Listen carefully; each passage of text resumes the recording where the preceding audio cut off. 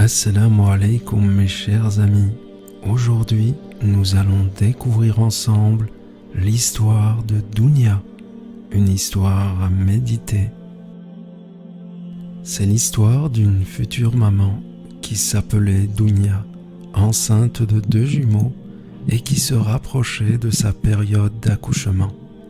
Comme toutes les mamans qui arrivaient à terme, son médecin lui conseilla de faire beaucoup de marches, mais aussi de se reposer quand elle en éprouverait le besoin. Elle se promenait parfois aux côtés de son jeune mari Youssef, dans le jardin public près de leur domicile. Après de longues marches, il s'asseyait sur un banc et lui arrivait même de s'endormir de fatigue, la tête couchée sur l'épaule de Youssef. Ce jour-là fut différent, puisqu'elle resta endormie plus longtemps que d'habitude. Puis elle se mit à rêver, un rêve pas comme les autres, car elle pouvait observer et entendre ses 2 bébés discuter en elle. C'étaient 2 beaux garçons. Le premier tétait son pouce et le second s'était cramponné à son cordon ombilical. Instinctivement, elle surnomma le premier Yassine et le second Hakim. Ce fut incroyable pour elle, car elle découvrit pour la première fois ses 2 premiers enfants, 2 beaux garçons, et leur sujet de discussion n'était autre que la vie après l'accouchement. Yassine, qui tétait son pouce, s'exclama et dit à son frère : « Tu crois, toi, la vie après l'accouchement ?» Hakim lui répondit : « Bien sûr, c'est évident que la vie après l'accouchement existe. Nous sommes ici pour devenir forts et nous préparer pour ce qui nous attend après. » Yassine lui répondit : « Mais tout ça, c'est insensé. Il n'y a rien après l'accouchement. À quoi ressemblerait une vie hors du ventre ? » « Je ne suis pas d'accord avec toi, répondit Hakim, car il y a beaucoup d'histoires à propos de l'autre côté. On dit que là-bas, il y a beaucoup de lumière, beaucoup de joie et d'émotion, des milliers de choses à vivre. Par exemple, il paraît qu'on va manger avec notre bouche. » « Mais comment ça, répondit Yassine, c'est n'importe quoi. Nous avons notre cordon ombilical et c'est ça qui nous nourrit. Tout le monde le sait. On ne se nourrit pas par la bouche. Et bien sûr, il n'y a jamais eu de revenant de cette autre vie. Donc, tout ça, ce sont des histoires de personnes naïves. La vie se termine tout simplement à l'accouchement. C'est comme ça. Il faut l'accepter. « Eh bien, permets-moi de penser autrement, lui dit Hakim. C'est sûr, je ne sais pas exactement à quoi cette vie après l'accouchement va ressembler, et je ne pourrai rien te prouver.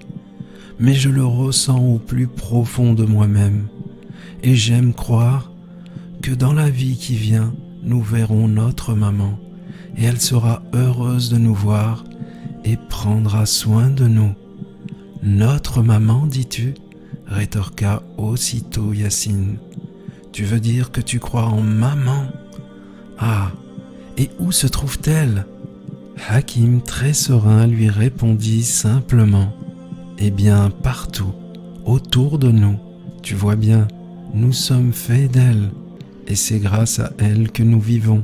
Sans elle, nous ne serions pas là. » « Mais c'est absurde, dit Yassine. Je n'ai jamais vu aucune maman, et toi non plus. Donc c'est évident qu'elle n'existe pas. » Sagement, Hakim lui répondit : « Ça, c'est ton point de vue, mais je ne suis pas d'accord avec toi. Car parfois, lorsque tout devient calme, on peut ressentir son amour, entendre la douceur de sa voix. On peut même apprécier quand elle caresse notre monde. Je suis certain que notre vraie vie va commencer après l'accouchement. »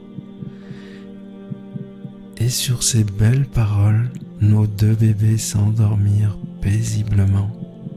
Dounia ouvrit alors les yeux, se tourna vers Youssef et lui dit « Tu ne devineras jamais ce dont j'ai rêvé. » Elle se mit à lui raconter cette magnifique histoire sur le chemin du retour. Youssef lui dit « Il s'agit bien là de l'éternelle épreuve pour nous autres humains. Que veux-tu dire, Youssef ? Eh bien, de croire en Allah, en ses anges, en ses livres, en ses messagers, au jour dernier et au destin, qu'il soit bon ou mauvais. Une chose est sûre, si nous nous accrochons en notre religion comme il se doit, eh bien rassure-toi, comme Hakim, rien ne pourra nous détourner de la voie d'Allah. La morale de cette histoire, il est dit dans le Saint-Coran, Alif Lam Mim, voici le livre à propos duquel il n'y a aucun doute. Il est un guide pour les pieux, ceux qui croient en l'invisible. Surat al-Baqarah, versets 1 à 3. La croyance en l'invisible est décrite dans ce verset comme étant la première qualité essentielle des croyants pieux. Cette qualité représente le fondement même de la religion et la base de toutes ses racines et de ses branches. Bien que l'intellect et la compréhension soient importantes en islam, il ne peut y avoir de foi sans la croyance de l'invisible. Ô Allah, guide-nous dans le droit chemin, le chemin de ceux que tu as comblés de faveurs. Amin. Merci de m'avoir écouté, mes chers amis. Je vous dis à très bientôt, Inch'Allah, pour une nouvelle histoire à méditer sur Dinu TV. Que la paix soit sur vous.